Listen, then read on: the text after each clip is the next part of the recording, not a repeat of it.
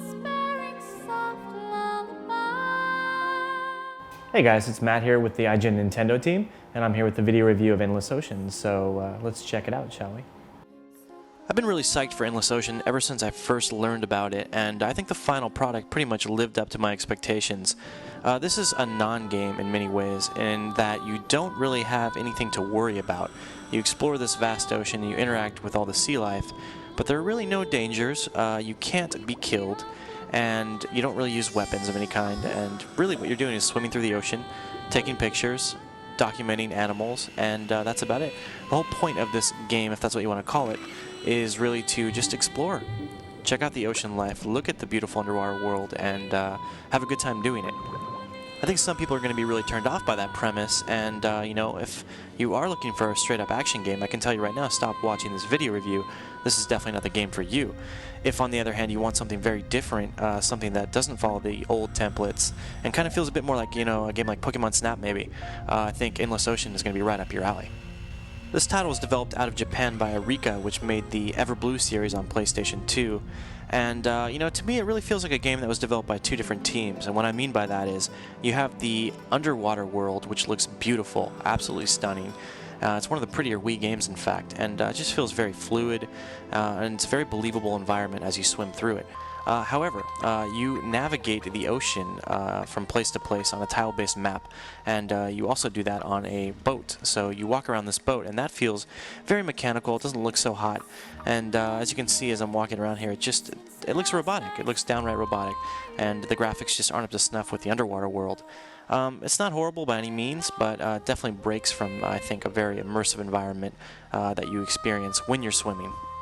Once you do dive underwater, though, it's an entirely different story. As I said, you have these beautiful creatures to look at, and you know, the animation for your characters looks great. There's lots of beautiful particle effects and lighting effects, such as sunbeams, you know, streaming down through the water. Huge variety of beautiful environments as well, and some really kind of like jaw-dropping environments as you're exploring underwater caves, or looking at ruins, or just, you know, diving deeper and deeper into a dark abyss. It's all very, very impressive. The game uses, I would say, an adequate control scheme. You basically point the Wii remote at the screen to dictate where your character swims.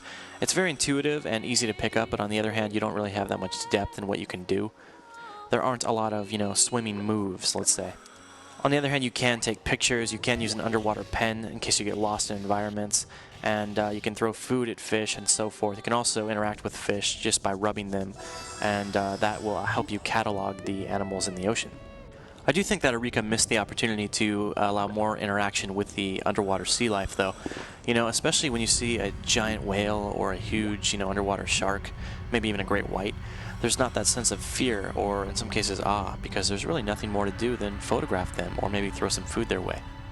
There's a relaxed, go-at-your-own-pace atmosphere in Endless Ocean, but at the same time, it's not as if you have nothing to do. You go to your boat quite often, check your mail, and you're given assignments from, you know, escorting a scuba diver on a route, or to taking pictures for a magazine. And, you know, you can choose to complete these objectives, at which point you'll get more and more. In addition to the single-player game, you've got a two-player cooperative online mode over Nintendo Wi-Fi connection, and as you can see in the video, it runs flawlessly. The only problem being, of course, that you don't have a headset. You can, on the other hand, use the D-pad to give simple commands like follow me or wrong way at any time. I really view Endless Ocean as a great companion piece to the quote-unquote regular games on Wii. It's got a very chill atmosphere, it's beautiful underwater especially, and it's got some stunning music on top of that. But it's fun too. You know, you just go underwater, you look around, you interact with these fish, and you get to see some really breathtaking locales. And I have to tell you, some of these times when I've been diving and discovered, you know, an underwater cave or seen the ruins for the first time, it's been pretty exhilarating. So, you know, if you're thinking you're not going to have any level of excitement, I would beg to differ. But yes, you definitely should be aware. You're not going to be shooting anything, and you're not going to be killing anything, that's for sure. Even so, fun game, and, you know, for 29 bucks, you could certainly do a lot worse. I don't think Endless Ocean is going to be for everybody, but I certainly liked it. I felt it was very different and very relaxed and very beautiful, especially the underwater worlds. Give the game a try, honestly. I think you're going to like it. We gave the game an 8.0, and I highly recommend it.